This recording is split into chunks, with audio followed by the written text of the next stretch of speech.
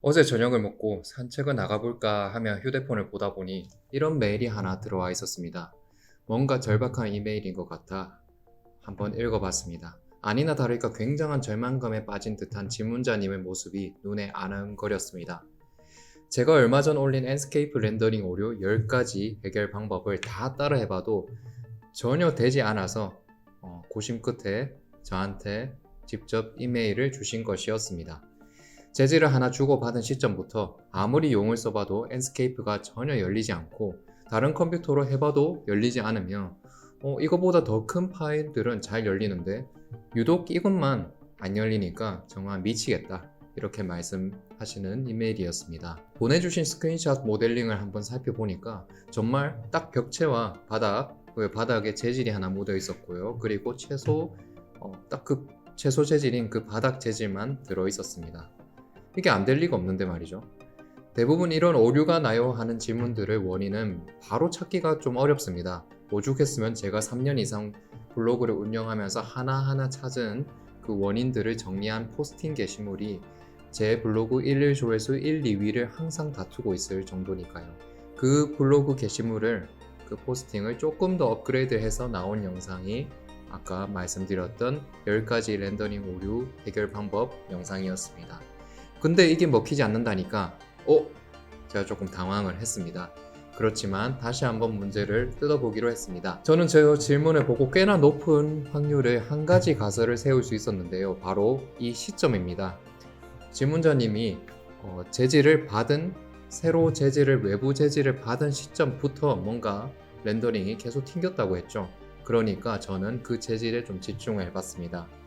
10가지 방법, 렌더링 오류 해결 방법 10가지 방법에도 나와 있는 방법이긴 하지만 만약에 그 외부 재질이 문제가 되는 게 맞고 그 외부 재질을 스케치업에서 완전히 지우지 못하셨다면 문제가 해결이 되지 않거든요. 그래서 제가 그 방법, 스케치업에서 외부 재질을 완전히 지우는 방법을 알려드렸고, 그러니까 놀랍게도 질문자님은 바로 문제를 해결하실 수 있었습니다.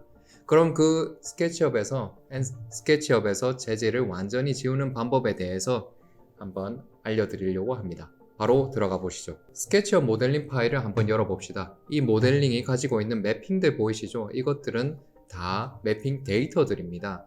지금 보고 계시는 매핑 이미지들도 다 들어가 있는 것이지만 이것을 확정하기 이전에 여러 가지 바꿨을 수도 있죠. 그런 모든 데이터 기록들은 내가 직접 지우지 않으면 지워지지 않습니다. 다 데이터들로 이 스케치업 모델링 파일 안에 저장되어 있는 것입니다.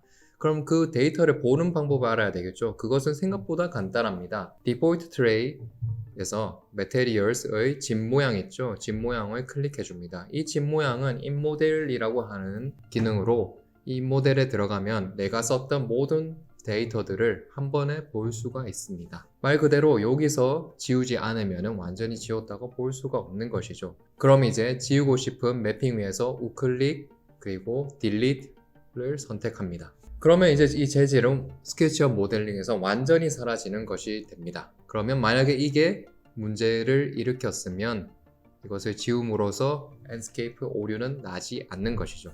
그렇게 해서 질문자님도 문제를 일으켰을 것으로 추정되는 외부 재질을 완전히 지우고 나니까 문제를 해결할 수 있었습니다. 어떤가요? 스케치업 재질을 완전히 지우는 방법은 생각보다 정말 단순하죠. 그래도 이번 질문자님은 문제의 발생 시점을 명확히 아셨기 때문에 그나마 수월하게 문제를 해결할 수 있었습니다. 대부분의 경우에는 어떤 시점에서 문제가 발생했는지 모르는 경우가 대다수이기 때문에 그 해결하기가 굉장히 까다로운 것인데요.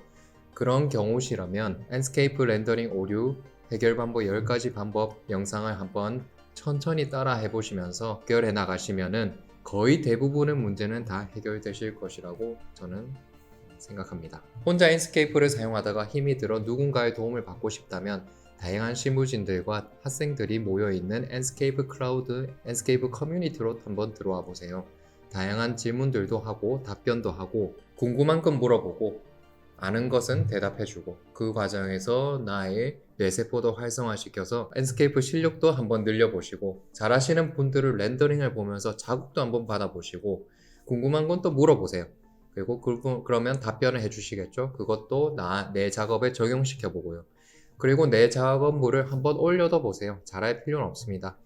여러분들이 하셨던 그 작품을 다 올려보시고 다른 분들한테 피드백을 적극적으로 받아보세요.